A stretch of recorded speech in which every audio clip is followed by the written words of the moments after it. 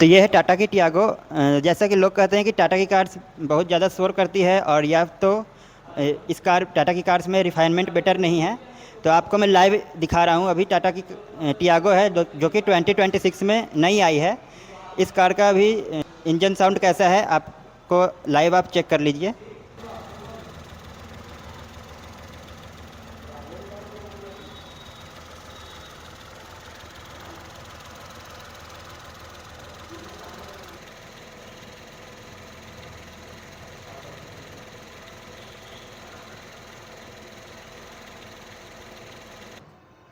Comment करके ज़रूर बताइए कि आपको इस कार की रिफाइनमेंट कैसी लगी और ये टाटा ने पहले से बेटर किया है या नहीं।